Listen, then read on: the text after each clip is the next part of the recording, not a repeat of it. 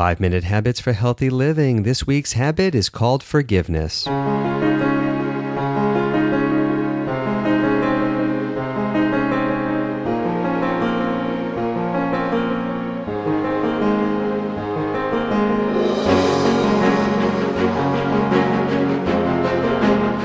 Hello, this is Dr. Brian Morris, and welcome to 5-Minute Habits for Healthy Living, where you will learn the tools to practice a healthy lifestyle 5 minutes at a time. Life has become very complicated with a seemingly endless amount of health information at our fingertips. How do you know what to believe and what not to believe? In this podcast, I sort through the maze of information and distill it into easy-to-digest, time-tested, evidence-based practical strategies for optimal health. I've been practicing internal medicine for 20 years. I went to medical school at Johns Hopkins, I trained at Yale, and I previously held a teaching position at Harvard Medical School.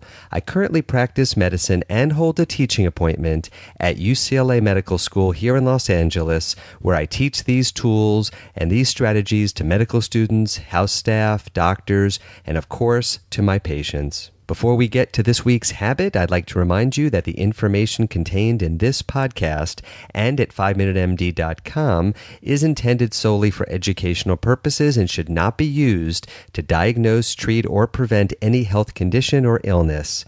This information may not apply to a specific health situation and is not a substitute for medical care by a qualified, licensed, board-certified healthcare professional. Please consult with your healthcare provider before implementing any of the ideas in this podcast or making any changes in your healthcare regimen. This week's habit is called forgiveness.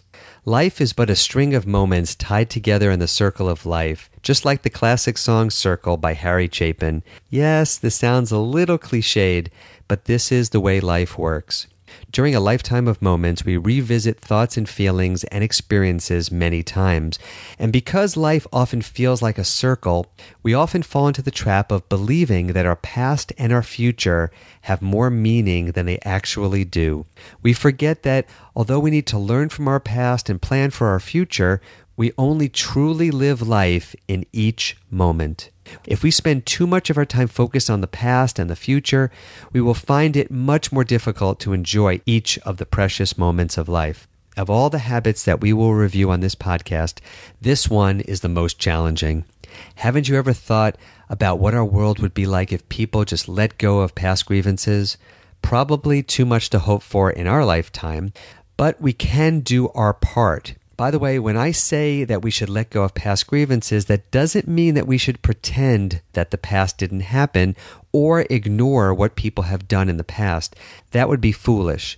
However, what it does mean is that we need to let go of the emotional power that the past has over our current life. We need to let go of the effects that the past has on our present life. This is the root of forgiveness. Forgiveness is the process by which we accept our past and neutralize the emotional power that it has over our present life. Forgiveness does not reward the person you are forgiving. It rewards us, the forgiver, because it frees us from the pain of the past and allows us to be more present in the current moment. This was one of the lessons that my grandma Emma tried to teach me when I was a child. She must have reminded me about this habit at least once a month. For years, I struggled trying to figure out how to let go of past grievances and forgive people that I felt had wronged me in the past. After many years, I finally figured out 2 methods that help with this process. First, realize what forgiveness is. It is letting go of the emotional control that the past has over you. It has very little to do with the transgressor, the person who wronged you. We forgive to free ourselves from the past, not necessarily to let the other person off the hook. In fact, in proper forgiveness, we don't say that what the other person did was okay or justified. We simply accept what happened and we decide that it won't affect how we feel or act anymore.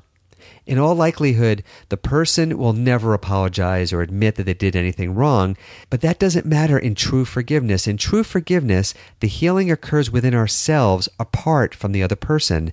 The internal process within ourselves releases us from living in the prison created by whatever happened in the past. Second, and this one is a tough one to accept, but we need to realize that in all likelihood, the person who hurt us did not do it intentionally. In other words, they did not do what they did to hurt us. They did it because they didn't know any better, or they thought it was the right thing to do in that moment. It may seem like they were trying to hurt us, but in most situations, the person did whatever they did because of their own internal issues, to meet their own needs and pains that they inherited from prior generations or from their childhood. In all likelihood, they did not hurt us specifically to hurt us. They did what they did because of their own pain and dysfunctional needs. Realizing this can help us to begin the process of forgiveness. The final part of this forgiveness process is something that seems totally unrelated but yet is essential. Find a situation in your life where you hurt someone else and contact them and apologize for what you did. It may be something really small, like you were short with someone at the office, or you forgot to mail someone a card for their birthday.